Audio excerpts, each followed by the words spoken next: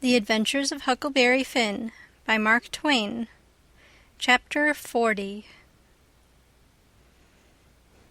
We was feeling pretty good after breakfast, and took the canoe and went over the river a-fishin' with a lunch, and had a good time, and took a look at the raft and found her all right, and got home late to supper, and found them in such a sweat and worry they didn't know which end they was standing on, and made us go right off to bed the minute we was done supper, and wouldn't tell us what the trouble was, and never let on a word about the new letter, but didn't need to because we knowed as much about it as anybody did. And as soon as we was half upstairs and her back was turned, we slid for the cellar cupboard and loaded up a good lunch and took it up to our room and went to bed and got up about 11:30, and Tom put on Aunt Sally's dress that he stole and was going to start with the lunch, but says, "Where's the butter?" "I laid out a hunk of it," I says, "on a piece of a corn pone." "Well, you left it laid out then, it ain't here." "We can get along without it," I says. "We can get along with it, too," he says. "Just you slide down cellar and fetch it, and then mosey right down the lightning rod and come along. I'll go and stuff the straw into Jim's clothes to represent his mother in disguise, and be ready to baa like a sheep and shove soon as you get there."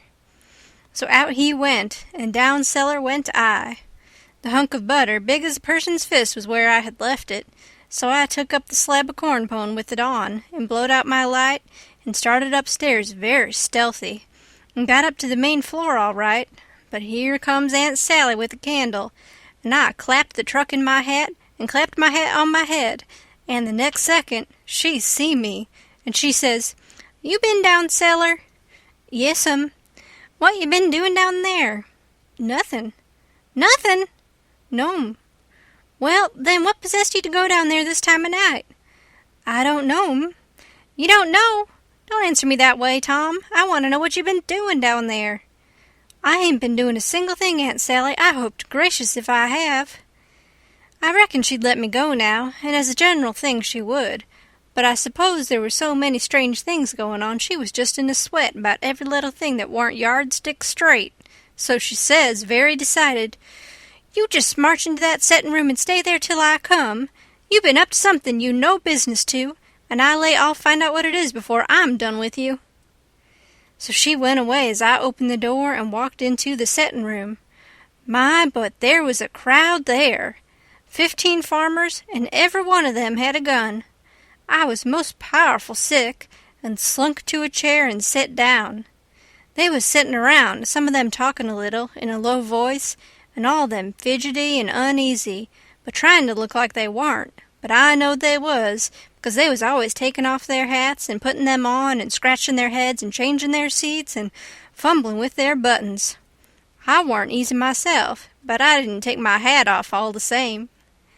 I did wish Aunt Sally would come and get done with me and lick me if she wanted to, and let me get away and tell Tom how we'd overdone this thing and what a thunderin' hornet's nest we'd got ourselves into, so we could stop fooling around straight off and clear out with Jim before these rips got out of patience and come for us. At last she come and begun to ask me questions, but I couldn't answer them straight. I didn't know which end of me was up, because these men was in such a fidget now that some of them was wanting to start right now and lay for them desperados, and saying it warn't but a few minutes to midnight, and others was trying to get them to hold on and wait for the sheep signal, and here was Auntie pegging away at the questions, and me a shaking all over and ready to sink down in my tracks, I was that scared, and the place getting hotter and hotter, and the butter beginning to melt and run down my neck and behind my ears, and pretty soon when one of them says, "I'm for going and getting in the cabin first, and right now, and catching them when they come," I most dropped, and a streak of butter come a-trickling down my forehead, and Aunt Sally she sees it, and turns white as a sheet and says, "For the land's sake, what is the matter with the child? He's got the brain fever as sure as you're born, and they're oozing out." And everybody runs to see, and she snatches off my hat, and out comes the bread and what was left of the butter, and she grabbed me and hugged me and says, "Oh, what a turn you did give me, and how glad and grateful I am it ain't no worse, for luck's against us, and it never rains but it pours, and when I see that truck I thought we'd lost you, for I knowed by the color and all it was just like your brains would be if—" Dear, why didn't you tell me that was what you'd been down there for? I wouldn't have cared. Now clear out to bed and don't let me see no more of you till morning." I was upstairs in a second, and down the lightning rod in another one, and shinning through the dark for the lean-to.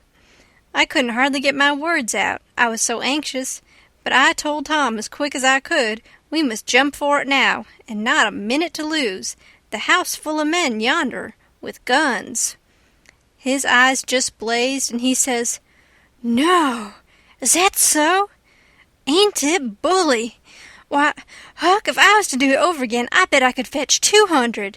If we could put it off till—" "Hurry, I says. "Where's Jim?" "Right at your elbow. If you reach out your arm, you can touch him. He's dressed and everything's ready. Now we'll slide out and give the sheep signal." But then we heard the tramp of men come into the door, and heard them begin to fumble with the padlock, and heard a man say, "I told you we'd be too soon. They haven't come. The door's locked. Here, I'll lock some of you into the cabin, and you lay for 'em in the dark, and kill 'em when they come, and the rest scatter round a piece and listen if you can hear 'em coming." So in they come, but couldn't see us in the dark, and most tried on us whilst we was hustling to get under the bed. But we got under all right and out through the hole, swift but soft. Jim first, me next, and Tom last, which was according to Tom's orders. Now we was in the lean-to, and heard trampin's close by outside, so we crept to the door, and Tom stopped us there and put his eye to the crack, but couldn't make out nothin', it was so dark, and whispered and said he would listen for the steps to get further, and when he nudged us Jim must slide out first and him last. So he set his ear to the crack and listened and listened and listened, and the steps a-scraping around out there all the time, and at last he nudged us, and we slid out and stooped down, not breathing, and not making the least noise, and slipped stealthy towards the fence in Injun file, and got to it all right, and me and Jim over it, but Tom's britches catched fast on a splinter on the top rail, and then he hear the steps coming, so he had to pull loose, which snapped the splinter and made a noise, and as he dropped in our tracks and started, somebody sings out, "Who's that? Answer or I'll shoot." But we didn't answer. We just unfurled our heels and shoved. Then there was a rush and a bang, bang, bang, and the bullets fairly whizzed around us. We heard them sing out, "Here they are! They broke for the river! After 'em, boys, and turn loose the dogs!" So here they come, full tilt. We could hear them because they wore boots and yelled, but we didn't wear no boots and didn't yell. We was in the path to the mill, and when they got pretty close on to us we dodged into the bush and let them go by, and then dropped in behind them. They'd had all the dogs shut up so they wouldn't scare off the robbers, but by this time somebody had let them loose, and here they come, making pow-wow enough for 1,000,000, but they was our dogs, so we stopped in our tracks till they catched up, and when they see it warn't nobody but us, and no excitement to offer them, they only just said howdy, and tore right ahead towards the shouting and clattering, and then we up steam again, and whizzed along after them till we was nearly to the mill, and then struck up through the bush to where my canoe was tied, and hopped in and pulled for dear life towards the middle of the river, but didn't make no more noise than we was obleeged to.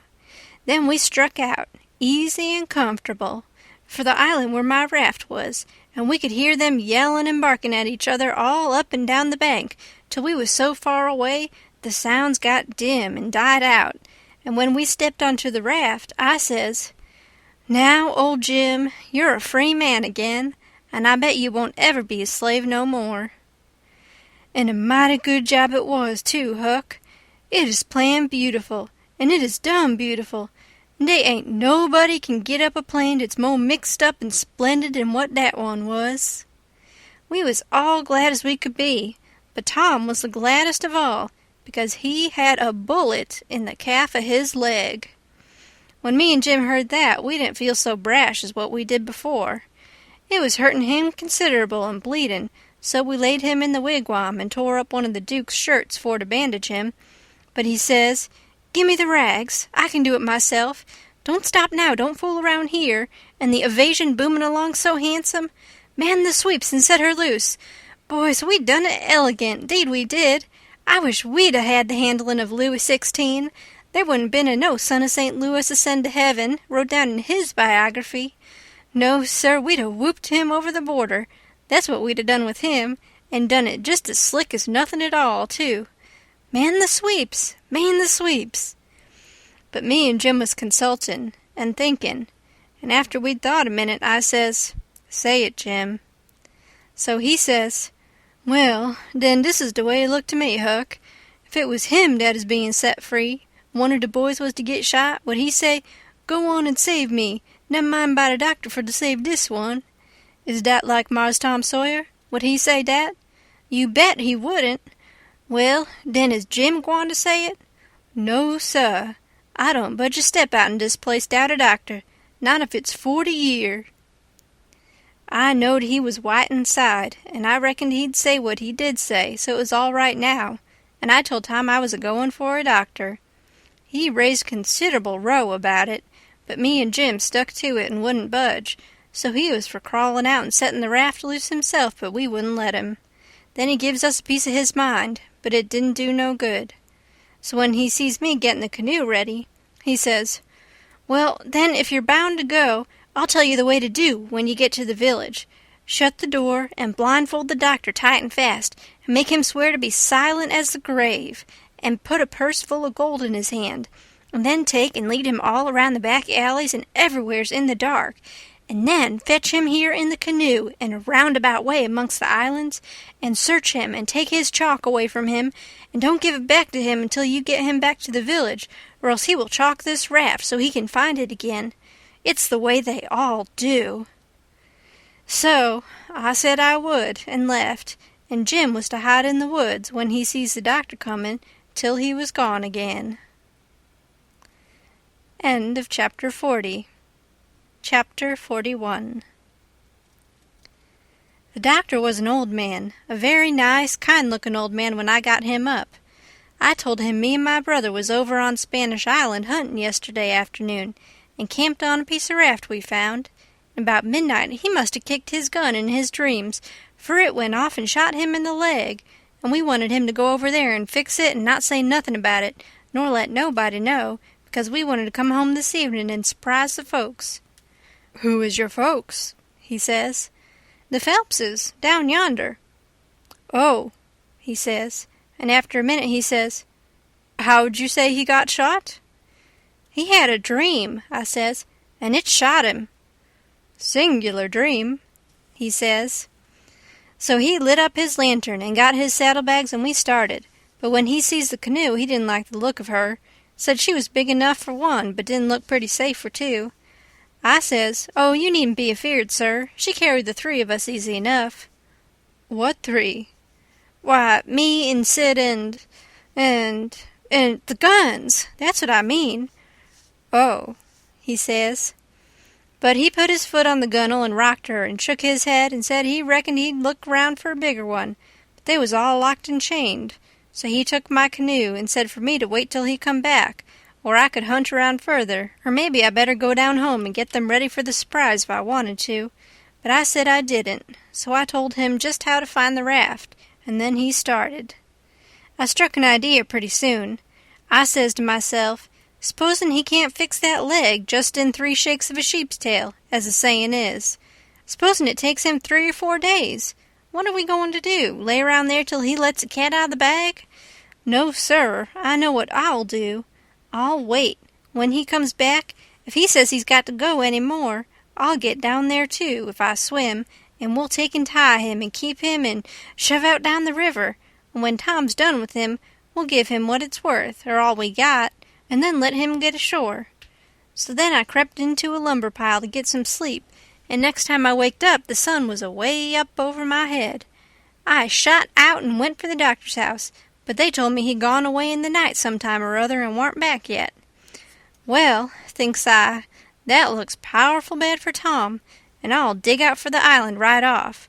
So away I shoved, and turned the corner, and nearly rammed my head into Uncle Silas's stomach.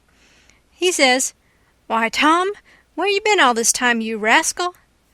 "I hain't been nowheres," I says, "only just hunting for the runaway nigger, me and Sid." "Why, wherever did you go?" he says. "Your auntie's been mighty uneasy." "She needn't," I says, because we was all right. We followed the men and the dogs, but they outrun us and we lost them. But we thought we heard them on the water, so we got a canoe and took out after them and crossed over, but couldn't find nothing of them, so we cruised along up shore till we got kind of tired and beat out, and tied up the canoe and went to sleep and never waked up till about an hour ago. Then we paddled over here to hear the news, and Sid's at the post office to see what he can hear, and I'm a-branching out to get something to eat for us, and then we're going home. So then we went to the post office to get Sid, but just as I suspicioned he weren't there. So the old man he got a letter out of the office, and we waited a while longer, but Sid didn't come. So the old man said, "Come along, let Sid foot it home, or canoe it, when he got done fooling around, but we would ride." I couldn't get him to let me stay and wait for Sid, and he said there warn't no use in it, and I must come along, and let Aunt Sally see we was all right. When we got home, Aunt Sally was that glad to see me she laughed and cried both, and hugged me and give me one of them lickings of hern that don't amount to shucks, and said she'd serve Sid the same when he come. And the place was plumb full of farmers and farmers' wives to dinner, and such another clack a body never heard. Old Mrs. Hotchkiss was the worst. Her tongue was a-going all the time.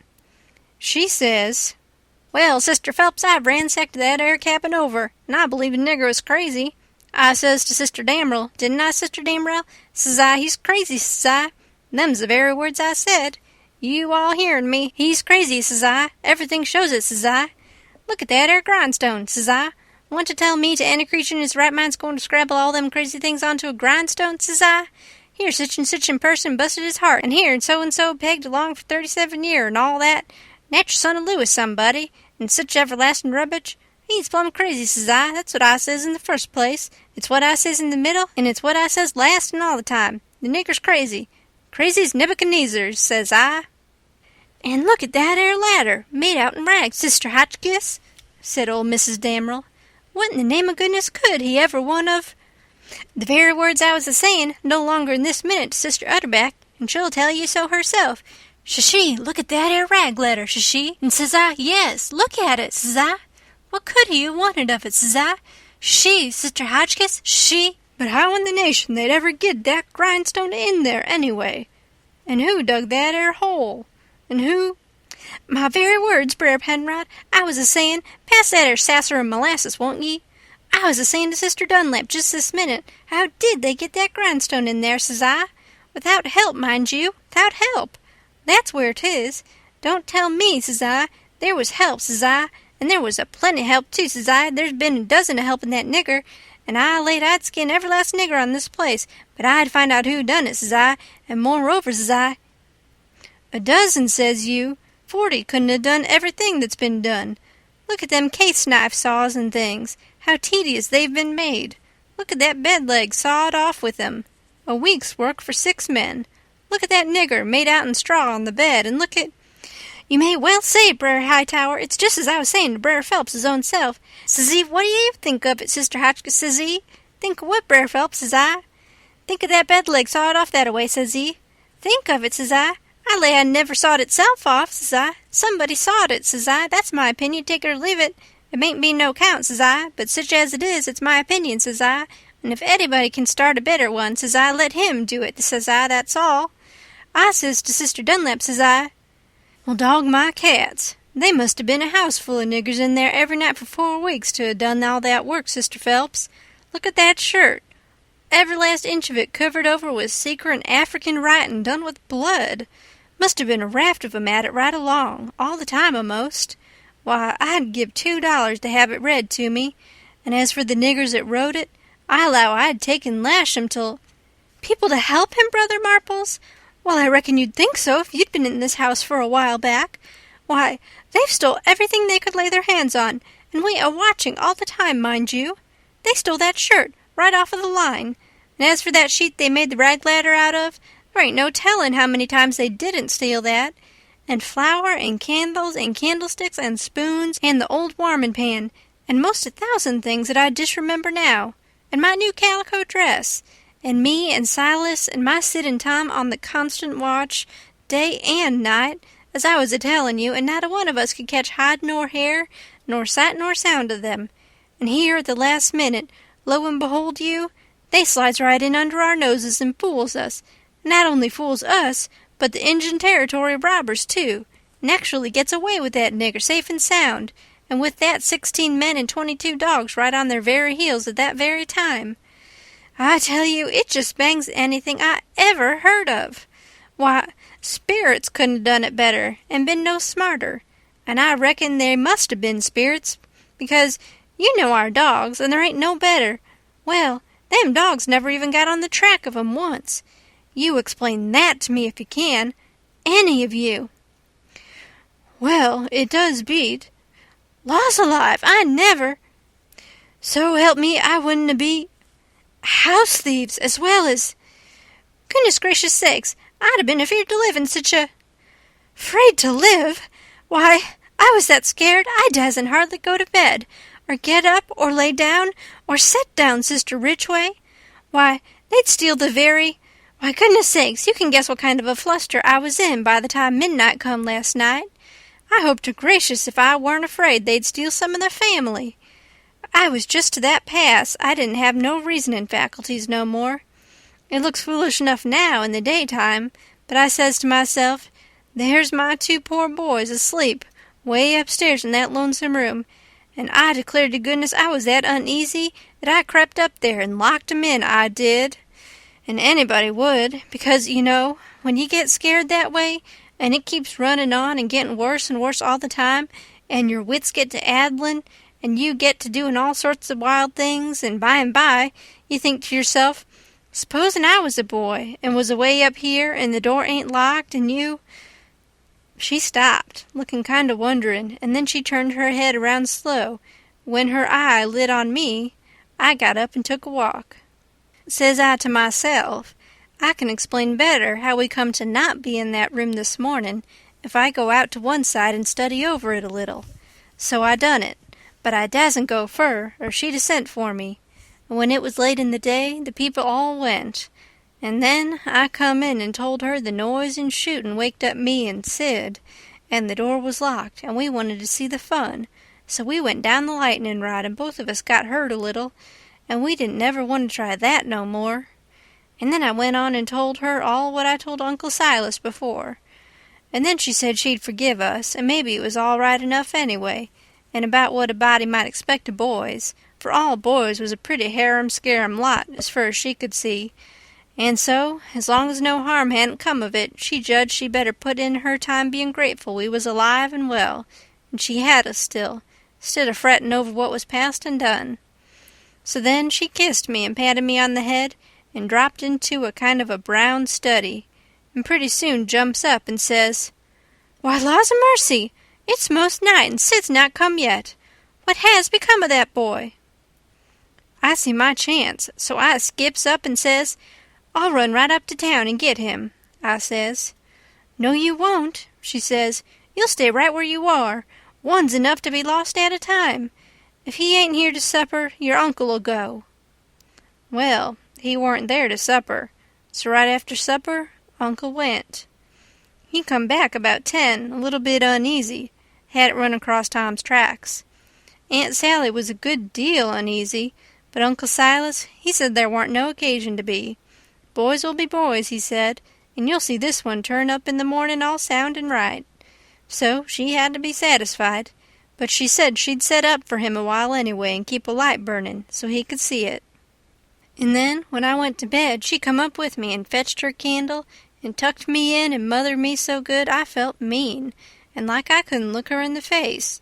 And she sat down on the bed and talked with me a long time, and said what a splendid boy Sid was, and didn't seem to want to ever stop talking about him, and kept asking me every now and then if I reckoned he could 'a' got lost or hurt, or maybe drownded, and might be layin' at this minute somewhere sufferin' or dead, and she not by him to help him. And so the tears would drip down silent, and I would tell her that Sid was all right and would be home in the morning, sure.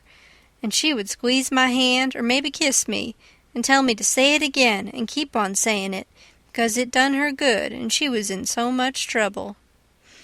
And when she was going away, she looked down in my eyes so steady and gentle, and says, The door ain't going to be locked, Tom, and there's the window and the rod, But you'll be good, won't you?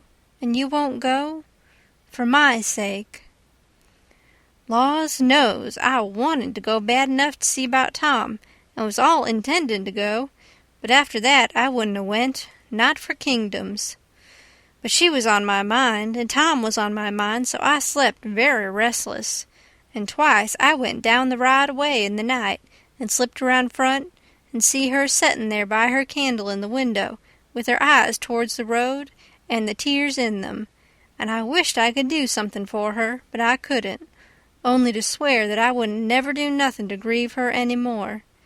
And the third time I waked up at dawn and slid down, and she was there yet, and her candle was most out, and her old gray head was resting on her hand, and she was asleep.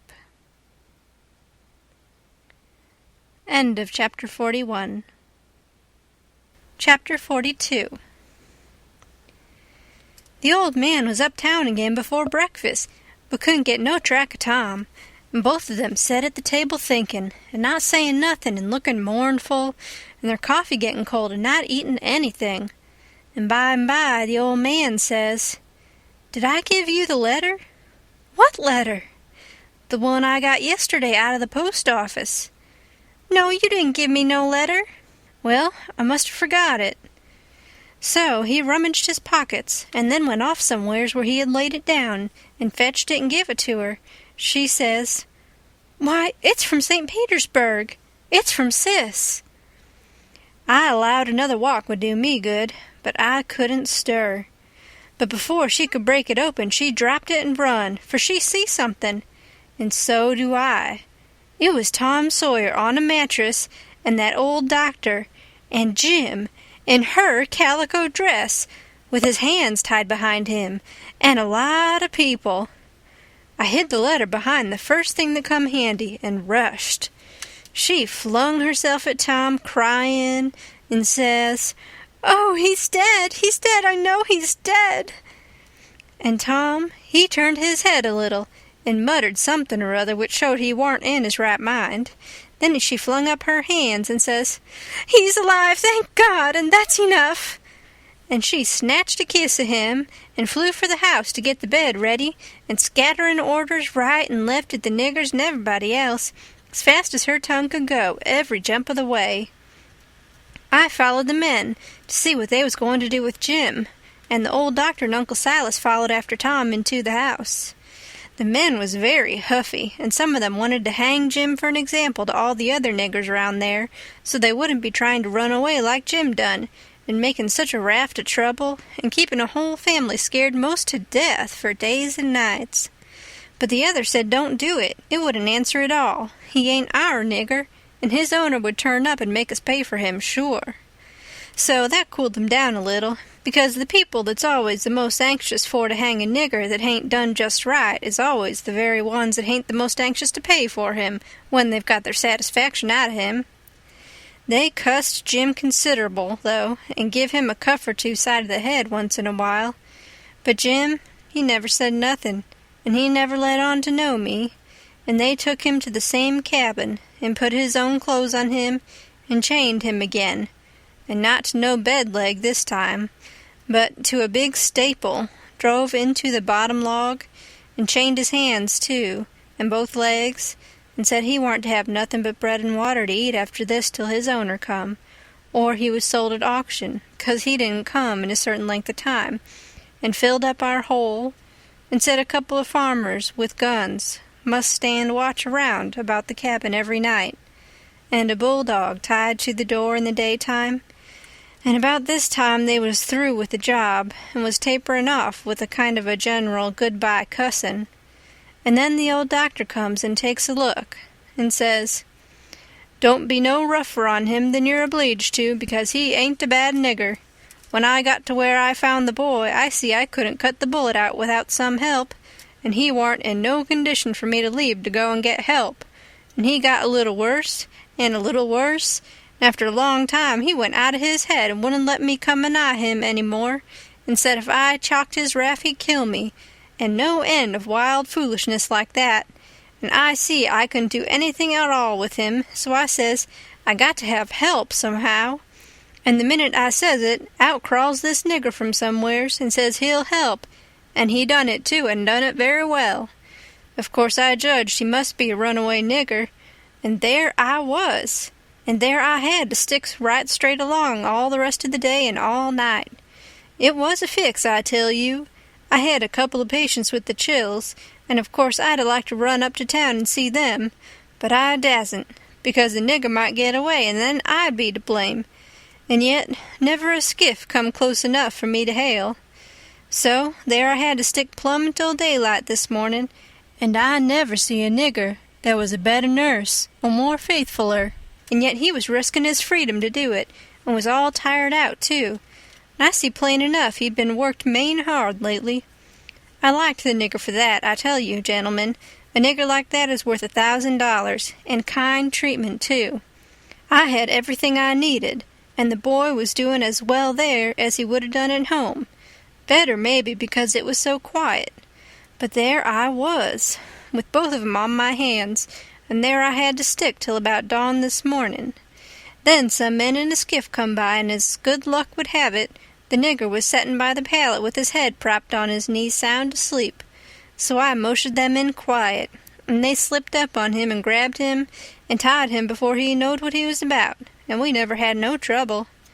And the boy, being in a kind of a flighty sleep too, we muffled the oars and hitched the raft on and towed her over real nice and quiet, and the nigger never made the least row nor said a word from the start. He ain't no bad nigger, gentlemen. That's what I think about him. Somebody says, "Well, it sounds very good, doctor, I'm obleeged to say." Then the other softened up a little too, and I was mighty thankful to that old doctor for doing Jim that good turn, and I was glad it was according to my judgment of him too, because I thought he had a good heart in him, and was a good man the first time I see him. Then they all agreed that Jim had acted very well, and was deserving to have some notice took of it and reward, so every one of them promised right out and hearty that they wouldn't cuss him no more. Then they come out and locked him up. I hoped they was going to say he could have one or two of the chains took off, because they was rotten heavy, or could have meat and greens with his bread and water, but they didn't think of it, and I reckoned it warn't best for me to mix in. But I judged I'd get the doctor's yarn to Aunt Sally somehow or other, as soon as I got through the breakers that was laying just ahead of me. Explanations, I mean, of how I forgot to mention about Sid being shot, when I was telling how him and me put in that dratted night paddling around, hunting the runaway nigger. But I had plenty time. Aunt Sally, she stuck to the sick room all day and all night, and every time I see Uncle Silas mooning around, I dodged him. Next morning, I heard Tom was a good deal better, and they said Aunt Sally was gone to get a nap. So I slips to the sick room, and if I found him awake, I reckon we could put up a yarn for the family that would wash. But he was sleeping, and sleeping very peaceful too, and pale, not fire-faced the way he was when he come. So I set down and laid for him to wake. In about half an hour Aunt Sally comes gliding in, and there I was, up a stump again. She motioned me to be still, and set down by me, and begun to whisper, and said we could all be joyful now, because all the symptoms was first-rate, and he'd been sleeping like that for ever so long, and looking better and peacefuller all the time, and 10 to 1 he'd wake up in his right mind. So we set there watching, and by he stirs a bit, and opened his eyes very natural, and takes a look and says, "Hello, why, I'm at home. How's that? Where's the raft?" "It's all right," I says. "And Jim?" "The same," I says, but couldn't say it pretty brash. But he never noticed, but says, "Good, splendid. Now we're all right and safe. Did you tell Auntie?" I was going to say yes, but she chipped in and says, "About what, Sid?" "Why, about the way the whole thing was done." "What whole thing?" "Why, the whole thing. There ain't but one. How we set the runaway nigger free, me and Tom." "Good land! Set the run... What is the child talking about? Dear, dear, out of his head again."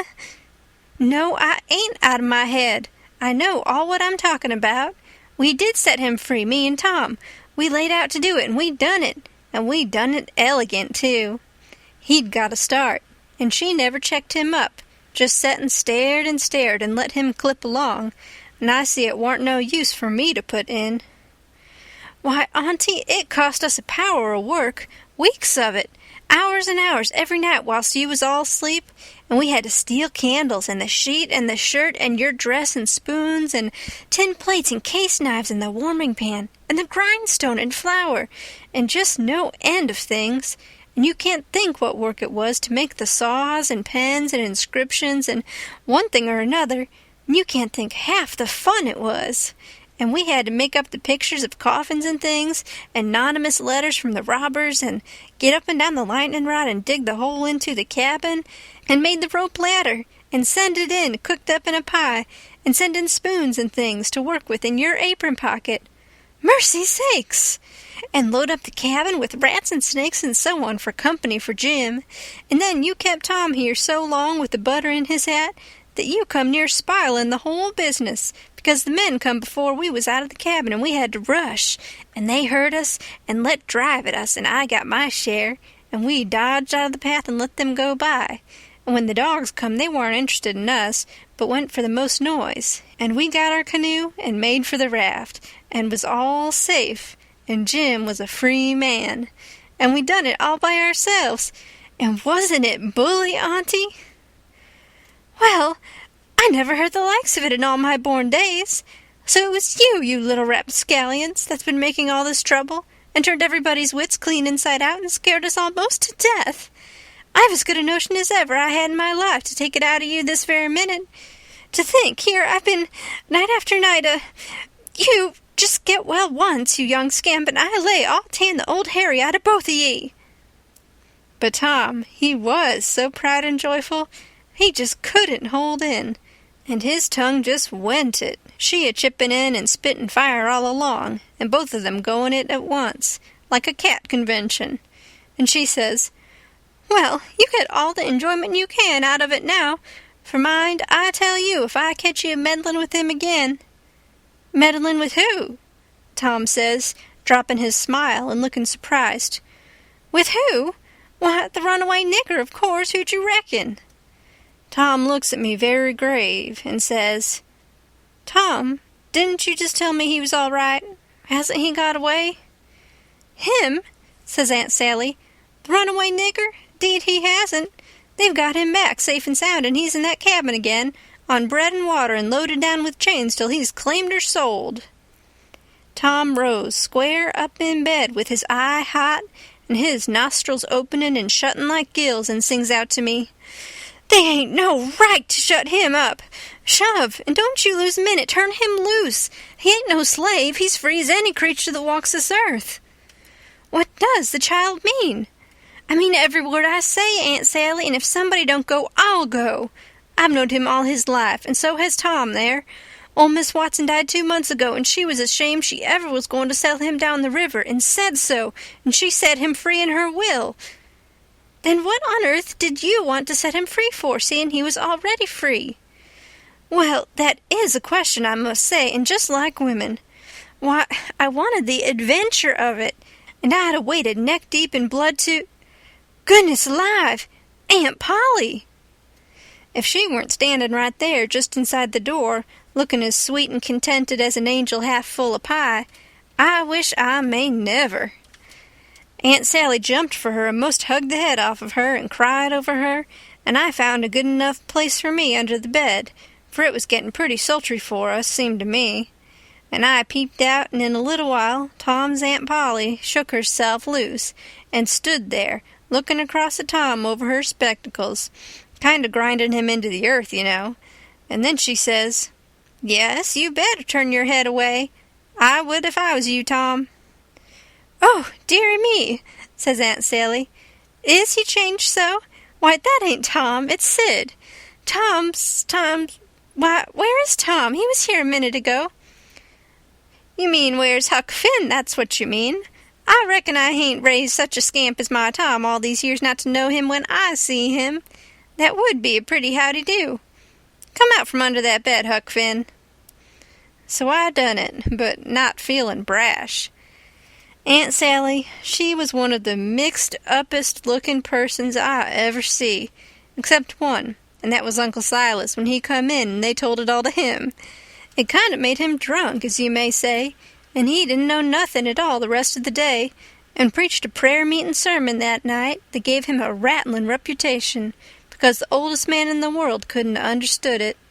So Tom's Aunt Polly, she told all about who I was, and what, and I had to up and tell how I was in such a tight place that when Mrs. Phelps took me for Tom Sawyer, she chipped in and says, "Oh, go on and call me Aunt Sally. I'm used to it now, and 'tain't no need to change."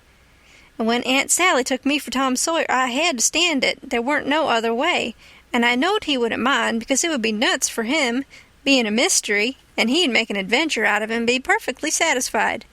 And so it turned out, and he let on to be Sid, and made things as soft as he could for me. And his Aunt Polly, she said Tom was right about old Miss Watson setting Jim free in her will. And so, sure enough, Tom Sawyer had gone and took all that trouble and bother to set a free nigger free. And I couldn't ever understand before, until that minute and that talk, how he could help a body set a nigger free with his bringing up. Well, Aunt Polly, she said that when Aunt Sally wrote to her that Tom and Sid had come all right and safe, she says to herself, "Look at that now. I might have expected it, letting him go off that way without anybody to watch him. So now I got to go and traps all the way down the river, 1100 mile, and find out what that creature's up to this time, as long as I couldn't seem to get any answer out of you about it." "Why, I never heard nothing from you," says Aunt Sally. "Well, I wonder. Why, I wrote to you twice to ask you what you could mean by Sid being here." "Well, I never got him, sis." Aunt Polly, she turns around slow and severe and says, "You, Tom." "Well, what?" he says, kind of pettish. "Don't you whop me, you impudent thing. Hand out them letters." "What letters?" "Them letters. I be bound if I have to take hold of you, They're in the trunk there now, and they're just the same as they was when I got them out of the office. I hain't looked into them, I hain't touched them, but I knowed they'd make trouble, and I thought if you aren't in no hurry, Well, you do need skinning, there ain't no mistake about it, and I wrote another one to tell you I was coming, and I suppose No, it come yesterday. I hain't read it yet, but it's all right, I've got that one. I wanted to offer to bet $2 she hadn't, but I reckon maybe it was just as safe to not to. So I never said nothing. End of chapter 42. Chapter the last. The first time I catched Tom private, I asked him what was his idea, time of the evasion. What it was he'd planned to do if the evasion worked all right and he managed to set a nigger free that was already free before. And he said what he had planned in his head from the start, if we got Jim out all safe, was for us to run him down the river on the raft and have adventures plumb to the mouth of the river, and then tell him about his being free and take him back up home on a steamboat in style, and pay him for his lost time, and write word ahead and get out all the niggers around and have them waltz him into town with a torchlit procession and a brass band, and then he would be a hero, and so would we. But I reckoned it was about as well the way it was. We had Jim out of the chains in no time, and when Aunt Polly and Uncle Silas and Aunt Sally found out how good he helped the doctor nurse Tom, they made a heap of fuss over him, and fixed him up prime, and give him all he wanted to eat, and a good time, and nothing to do. And we had him up to the sick room, and had a high talk, and Tom give Jim $40 for being prisoner for us so patient, and doing it up so good. And Jim was pleased most to death, and busted out, and says, "There now, Huck, what'd I tell you? What'd I tell you up there on Jackson Island? I told you I got a hairy breast, and what's the sign in it, and I told you I been rich once, and gwine to be rich again, and it's come true, and here she is. There now, don't talk to me. Signs is signs, mind I tell you, and I know just as well as I's gwine to be rich again as I's a-standing here this minute." And then Tom, he talked along and says, "Let's all three slide out of here one of these nights and get an outfit and go for howling adventures amongst the Injuns over in the territory for a couple of weeks or two." And I says, "All right, that suits me, but I ain't got no money for to buy the outfit." and I reckon I couldn't get none from home because it's likely Pap's been back before now and got it all away from Judge Thatcher and drunk it up." "No, he hain't," Tom says. "It's all there yet, $6,000 and more, and your Pap hain't ever been back since. Hadn't when I come away, anyhow." Jim says, kind of solemn, "He ain't a-comin' back no mo', Huck." I says, "Why, Jim?" "Nev' mind why, Huck, but he ain't comin' back no mo'."